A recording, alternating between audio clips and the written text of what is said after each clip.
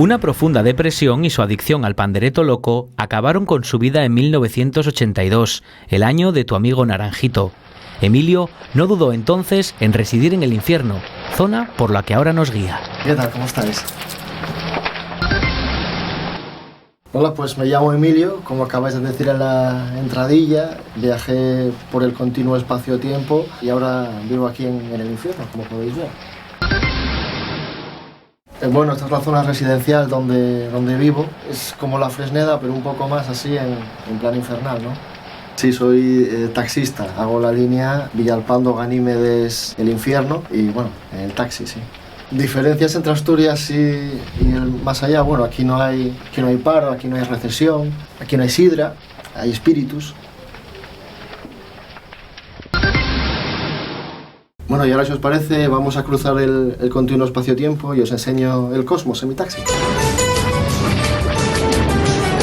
Bueno, la verdad que mi trabajo como taxista pues está muy bien, como podéis ver. Lo único malo cuando te encuentras con ataques imperiales y eso, pero bueno, bastante bien la verdad.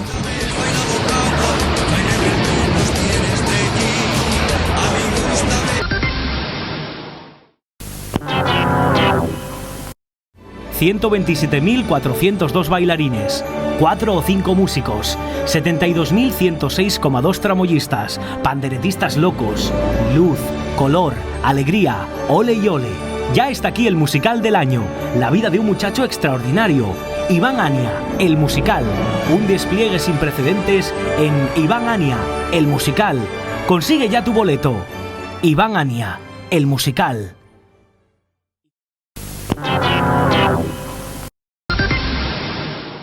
Nada, pues muchas gracias a vosotros y cuando queráis, pues estáis invitados.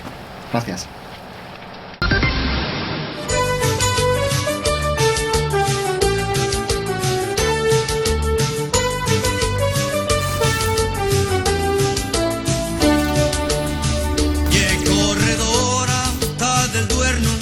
Mucha madre y tiene buen cuerpín. Toma 5 take. Bueno, y ahora si os parece, vamos a cruzar el...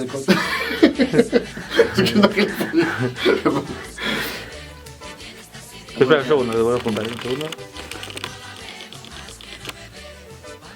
Quieto,